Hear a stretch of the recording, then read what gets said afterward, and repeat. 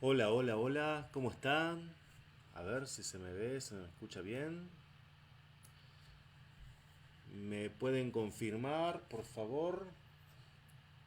Porque vengo teniendo un par de problemitas normalmente. Pero bueno,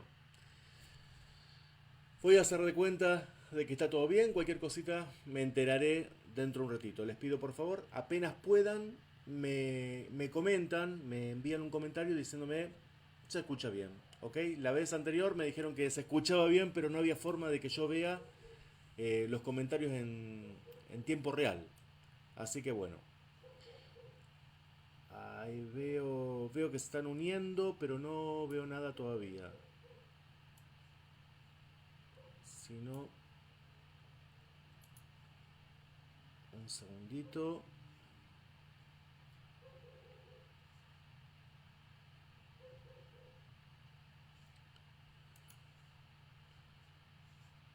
Bueno, a ver.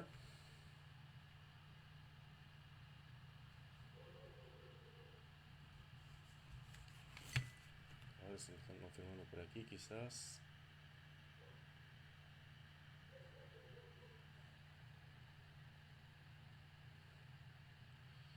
Bueno, no sé, no me llega, no me llega ningún tipo de confirmación.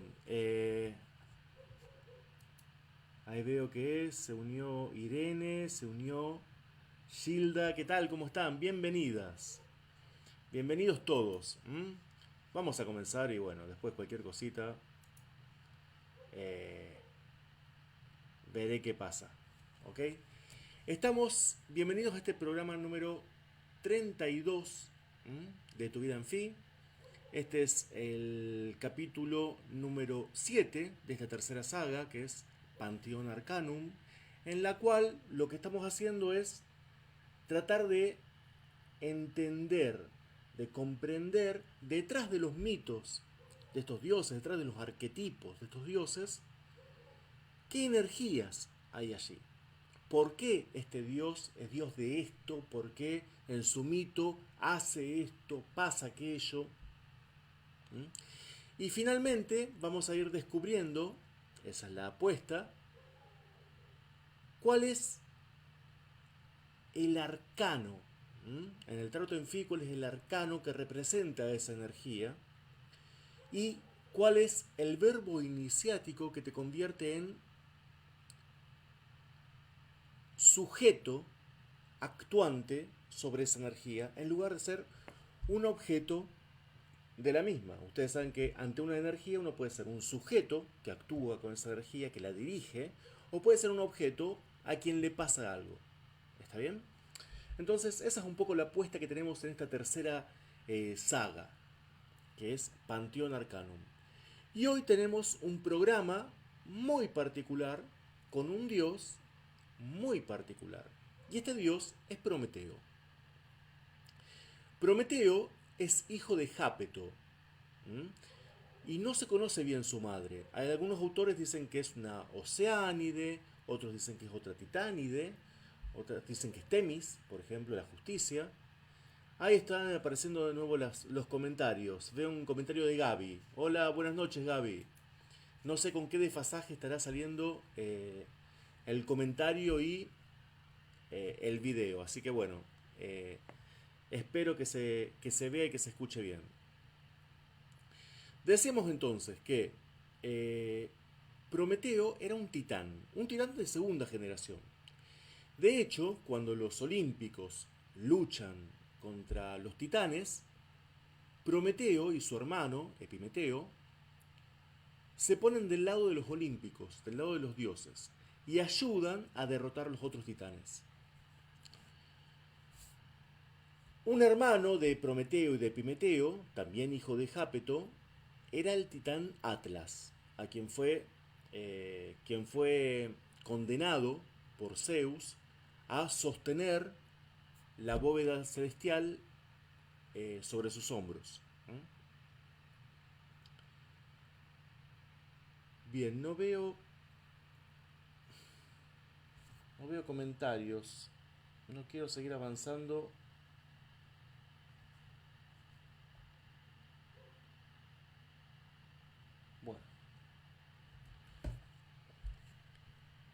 entenderé que se escucha bien. Eh, entonces, Prometeo y Epimeteo eran dos hermanos. Epimeteo significa, literalmente su nombre, el que, el que tiene pensamiento hacia atrás. ¿Está bien? Taxativamente es eso, el pensamiento apuntando hacia atrás. Mientras que Prometeo es justamente al revés, es pensamiento hacia adelante. De alguna forma se puede pensar que Epimeteo representa la retrospectiva, mientras que Prometeo representa la prospectiva, es decir, tener un pensamiento, ¿cómo podríamos decir? Bueno, hacia adelante, no vamos a complejizarla. Justamente uno de los dones de Prometeo era la profecía. Él era un dios que veía el futuro. Y esto lo hizo poseedor de un carácter bastante, ¿cómo decirlo?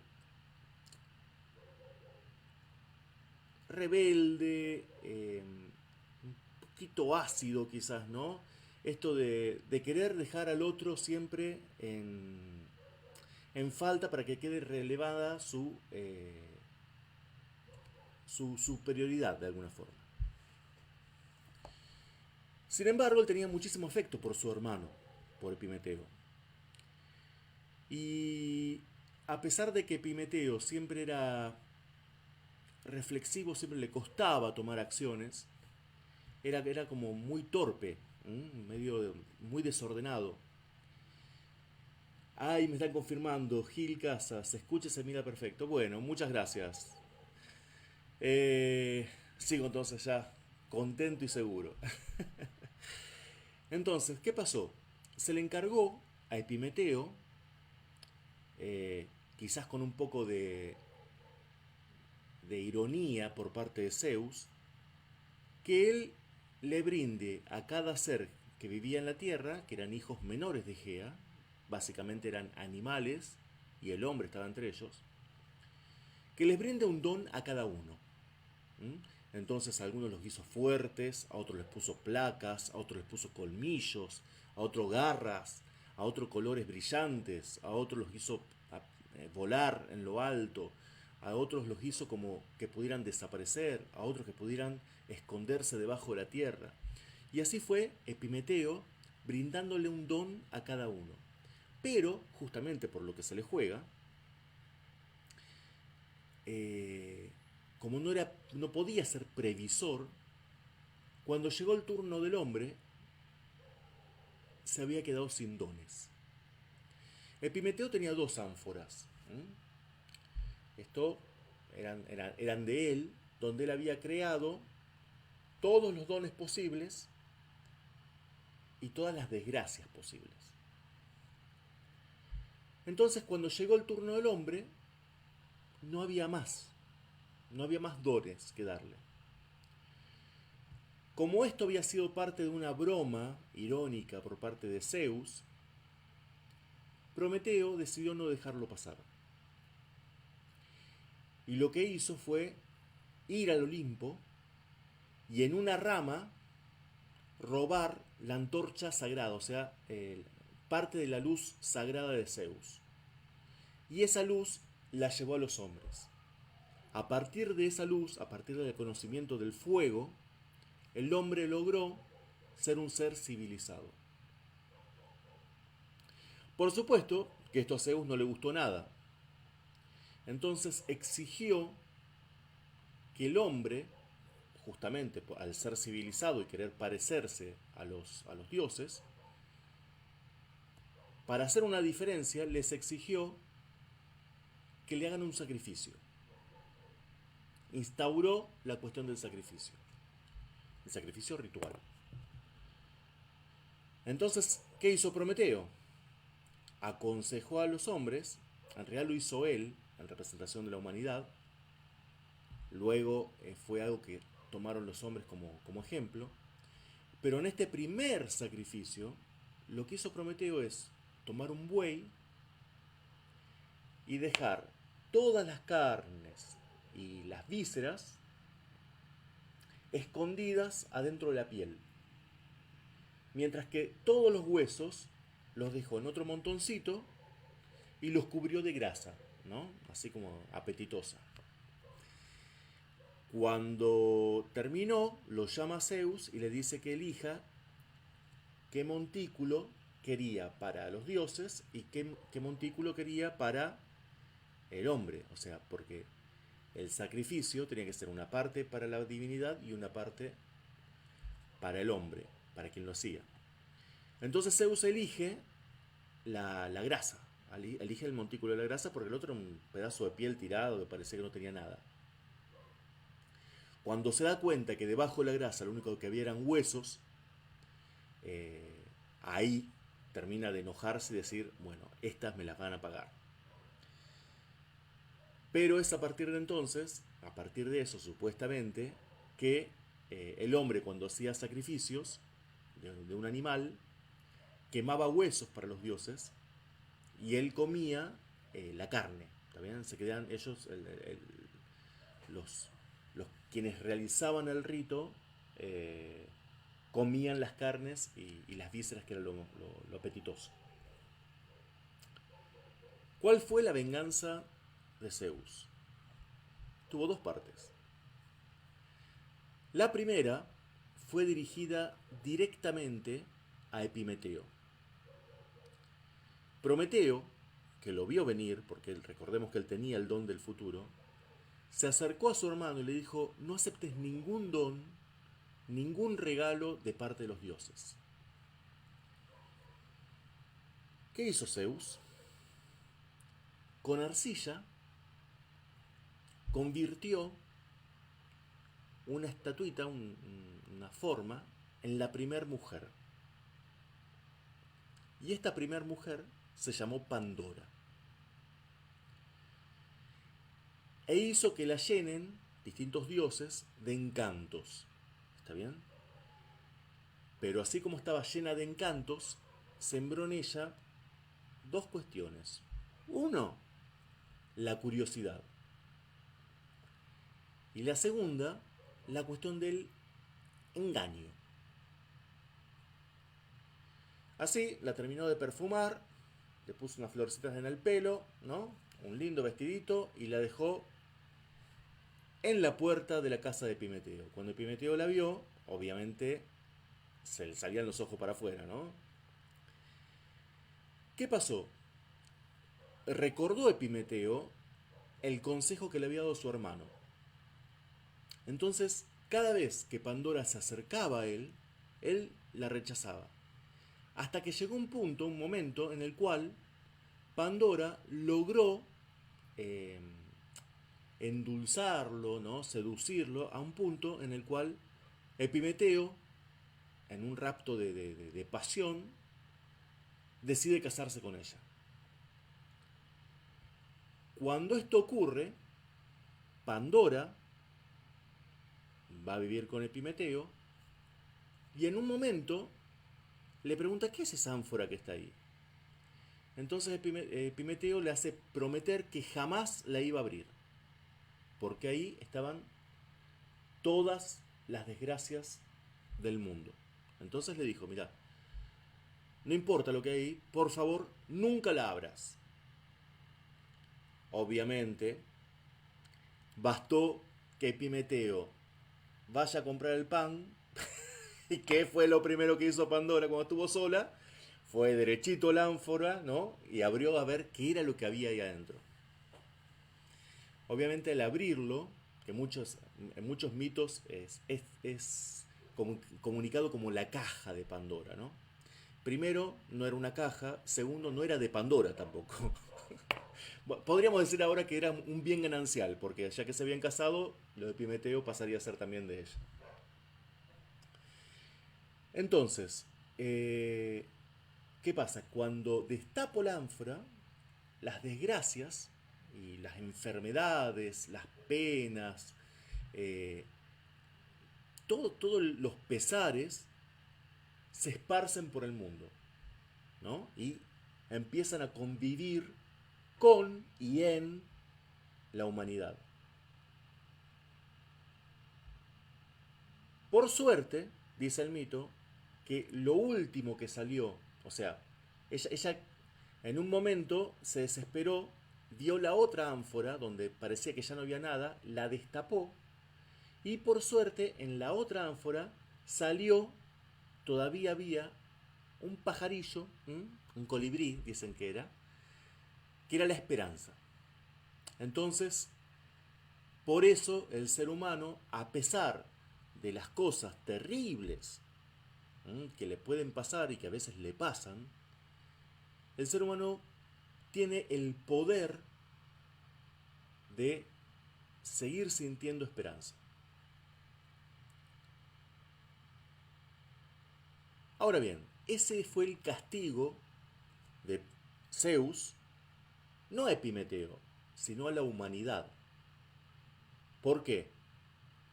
Justamente porque cada vez que hacían sacrificios ya había quedado pactado que para él, para los dioses, eran solamente huesos y grasa, mientras que la parte apetitosa se le quedaba en los humanos. Ahora, el mayor castigo se lo llevó el instigador de esto, que era Prometeo. Entonces hizo que Hefesto, que era uno de sus hijos, lo encadene a una montaña del Cáucaso y que todos los días, todas las mañanas, llegaba un águila monstruosa, no era un águila común, era un águila hija de Tifón y Equidna, que eran los padres de la hidra de Lerna, del león de Nemea, de Sila, Caribdis, o sea, de todos los peores monstruos de la mitología, ellos eran los padres. Era una familia bastante complicada, digamos, ¿no? Entonces esta águila monstruosa, que era medio águila, medio buitre, todas las mañanas se acercaba donde estaba encadenado Prometeo en la cima del Cáucaso y le abría el abdomen y le comía el hígado.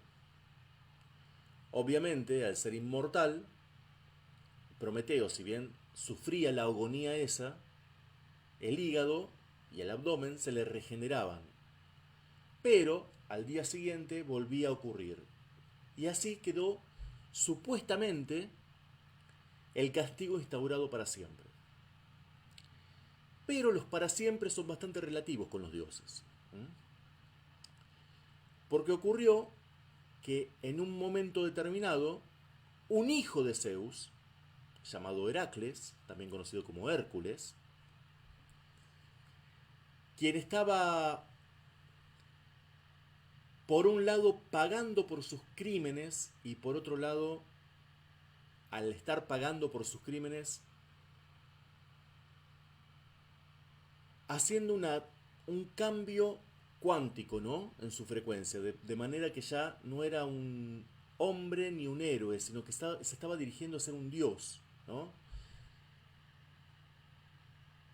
Heracles llega aquí buscando a Prometeo porque se le había encargado una tarea imposible. Esta tarea imposible era robar una manzana del jardín de las Hespérides. Entonces se acerca para pedirle consejo a Prometeo. Para eso, obviamente, y en parte también como agradecimiento, Heracles mata al águila y libera a Prometeo. Prometeo, a cambio, le dice que para robar una manzana de las Hespérides tenía primero que hacer algo, no voy a decir ahora qué, porque ya lo veremos cuando recorramos los mitos de Heracles, hacer algo con el guardián. Ese guardián era un dragón que se llamaba Ladón y está muy asociado a uno de los titanes que vimos en la saga anterior, que se llama Seo.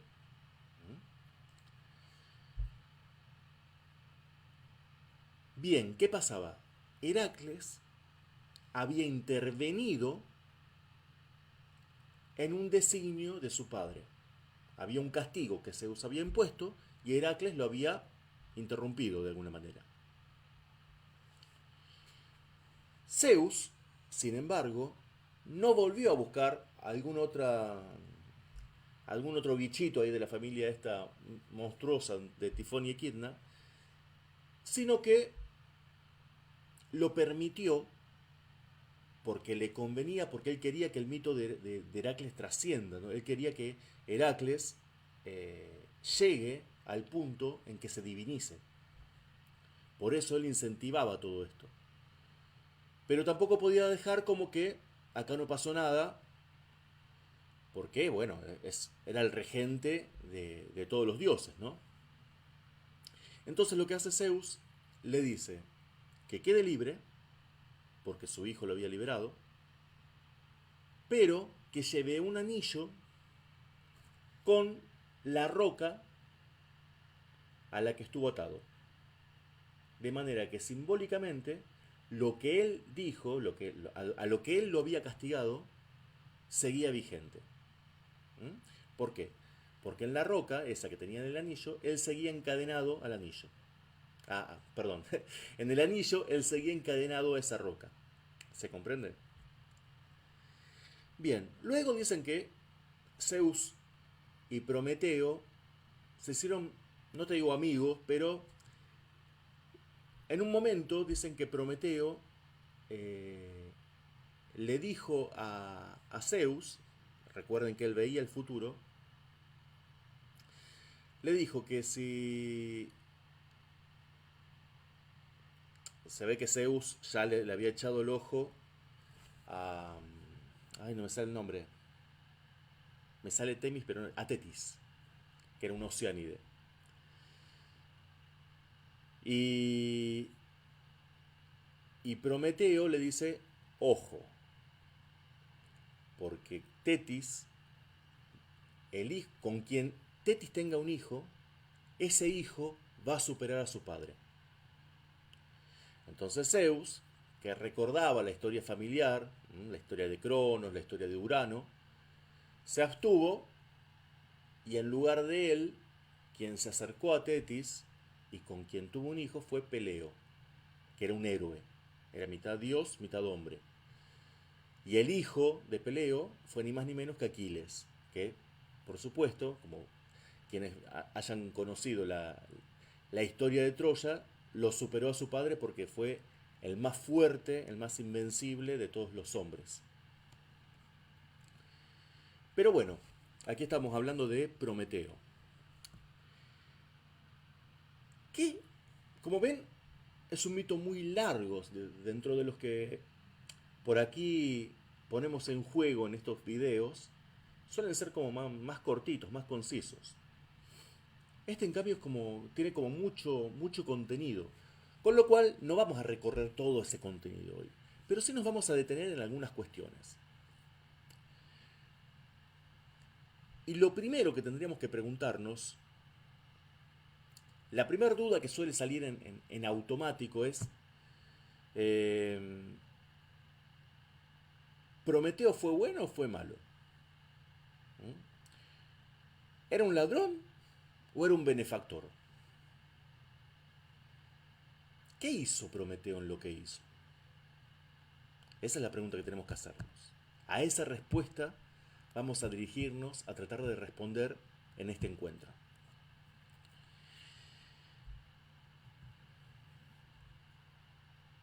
El primer acto de Prometeo, si bien está tenido de rebeldía, también está tenido de algo que luego se fue densificando en cada acción que él realizó. Podríamos decir en cada intervención de él en la historia. Porque la historia, si él no hubiera actuado, si él hubiera sido un oráculo nada más, a quien decía, veo que va a ocurrir esto, si lo hacían, si no hacían nada, no hacían nada, pero él ya se quedaba con que decía lo que veía y ya está. O sea, en ese rol, digamos, de oráculo inútil, porque en realidad entender hacia dónde están direccionadas las energías, que eso en realidad es lo que dice un oráculo, no es ver el futuro. Entender hacia dónde están direccionadas las energías y que si se sigue este caminito a donde vamos a llegar es acá, entender eso y después no hacer nada es totalmente inútil, contraproducente, una pérdida de tiempo, una pérdida de dinero muchas veces. Entonces, Prometeo no fue ese tipo de oráculo. Prometeo vio hacia dónde iba una energía. Primero vio la intención burlesca de Zeus para con su hermano e intervino. Después vio cómo Zeus, no vamos a decir que despreciaba al hombre, pero sí que lo miraba, ¿no?, con una cierta distancia. Entonces, él lo que hace es, al robar ese fuego sagrado y llevárselo al hombre, lo que le regala no es el fuego, lo que le regala es la conciencia. El fuego que roba de los dioses y se lo regala a ese animalito que la verdad se había quedado sin ningún tipo de don apreciable porque había nacido débil. El ser humano nace débil, nace sin una dentadura amenazante, nace sin garras, no sabemos volar, no sabemos escondernos bajo la tierra, no sabemos trepar los árboles con agilidad, no corremos especialmente rápido. Entonces realmente tenemos muchísimas características para no haber llegado aquí después de tantos miles de años. Sin embargo, hay algo que hace que todavía estemos aquí, y hay algo que hace que seamos la especie dominante, para bien o para mal, del planeta. Y ese algo es la conciencia, es el pensamiento, es la mente creativa. Esa mente creativa es esa chispa divina que Prometeo roba del fuego de Zeus y lo mete en el corazón de cada uno de nosotros. Eso es lo imperdonable que Zeus, o sea, esa es la gran ofensa que Zeus, por la que Zeus actúa y después envía a Pandora. ¿Por qué? Porque Zeus, y esto lo voy a explayar en un artículo, no es Prometeo el que comete un pecado robando el fuego a los dioses. Es Zeus quien comete un pecado. Y no un pecado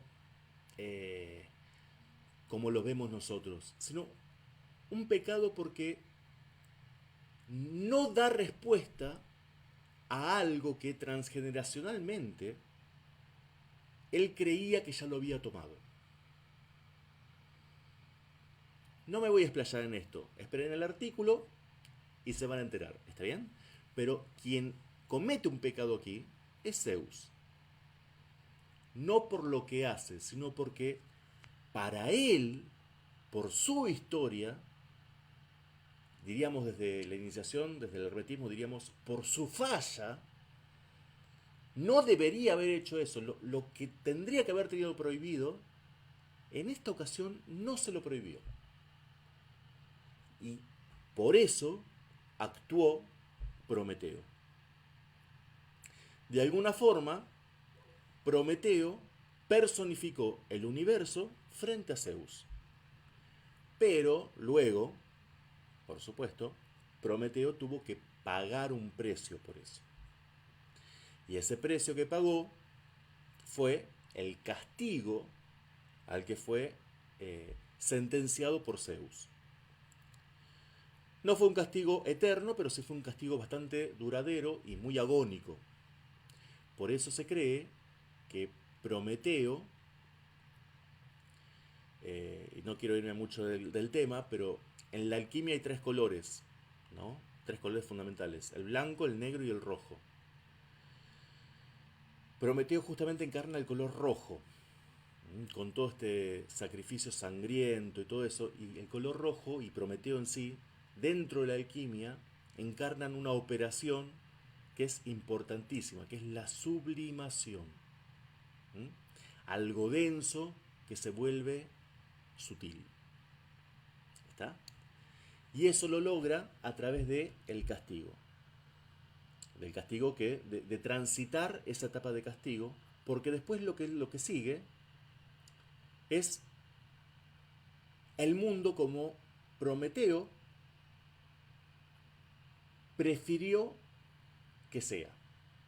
Estoy usando unas palabras que no son las que me gustaría utilizar, pero tiene un motivo por el cual no uso las palabras que me gustaría utilizar, que por ahí serían más armoniosas con el comentario.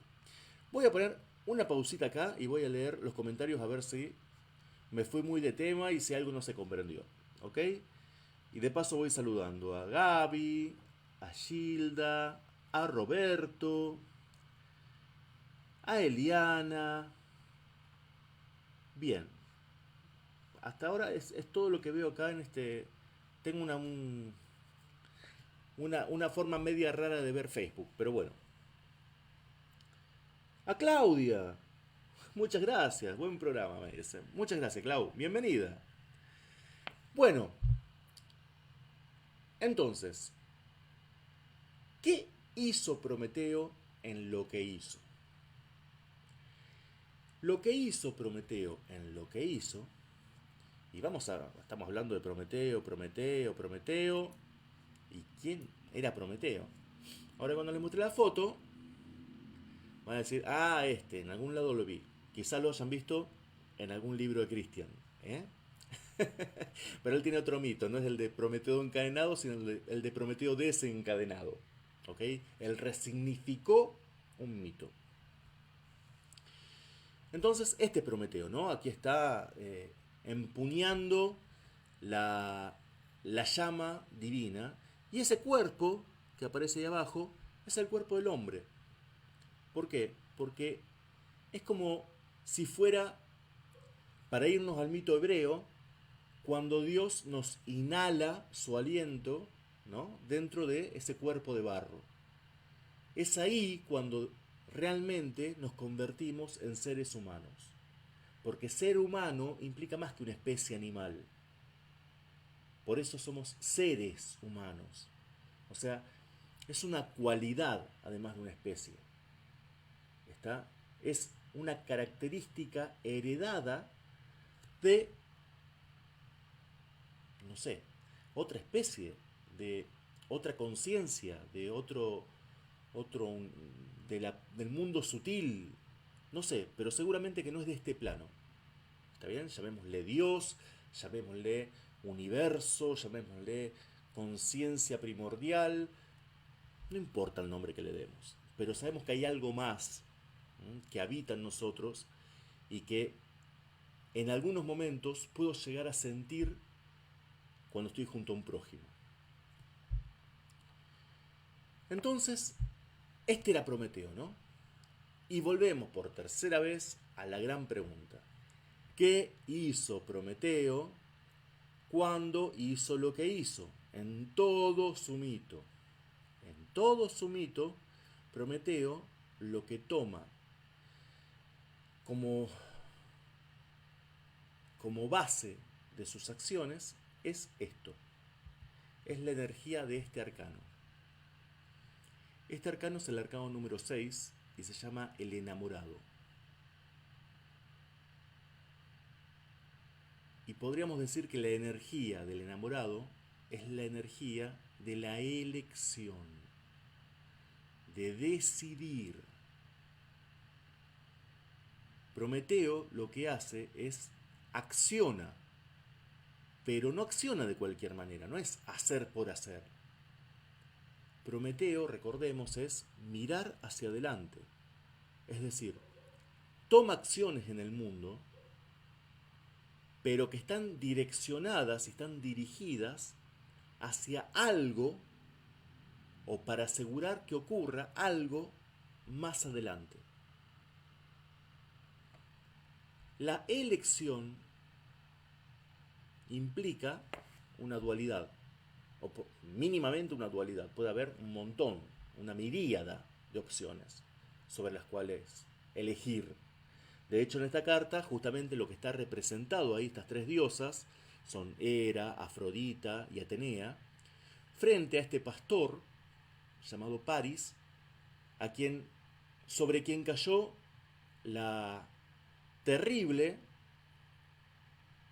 y la enorme posibilidad de tener que decidir cuál de las tres era la más bella. Ya hemos hablado muchas veces de este mito, de cómo se desenvolvió, de qué fue lo que le prometió cada una. Hera le prometió poder y gobierno, gobernar sobre millones de personas.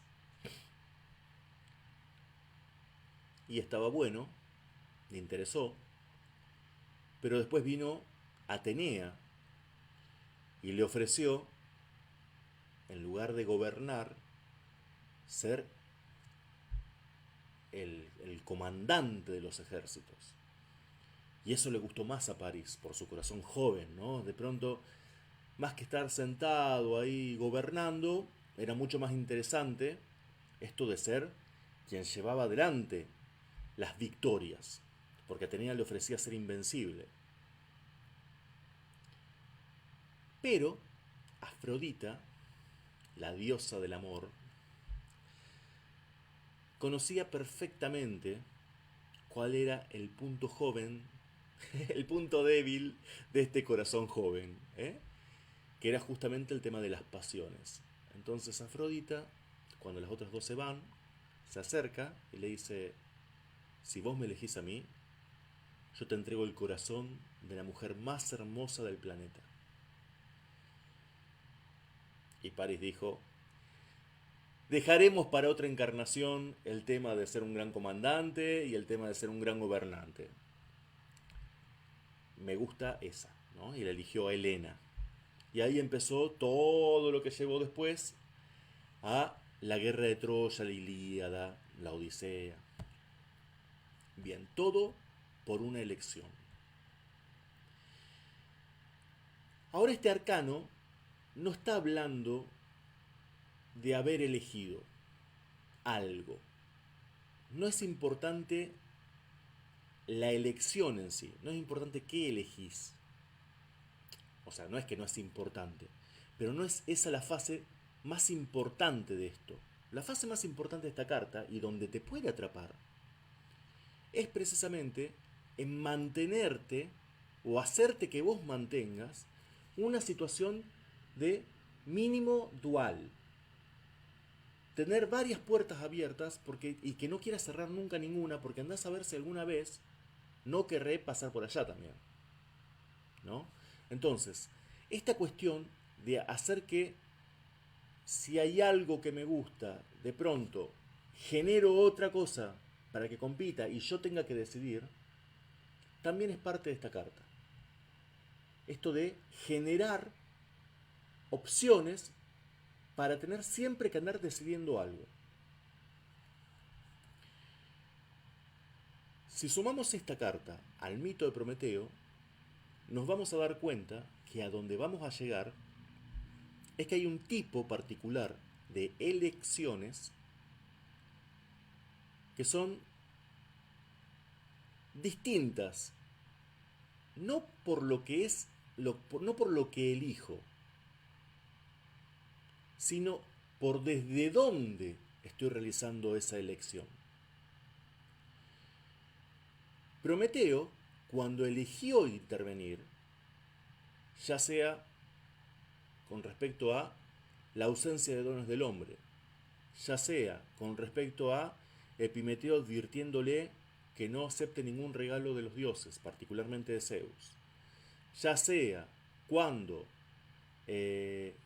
separó la carne del buey por un lado y los huesos los recubrió de, de grasa para que Zeus elija ese montón. Siempre Prometeo lo que tenía pensado era hacia dónde iban dirigidas, cuáles eran las consecuencias de esa acción.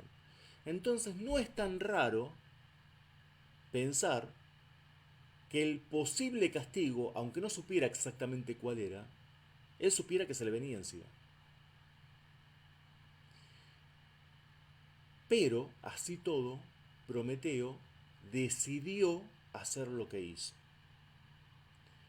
¿Por qué?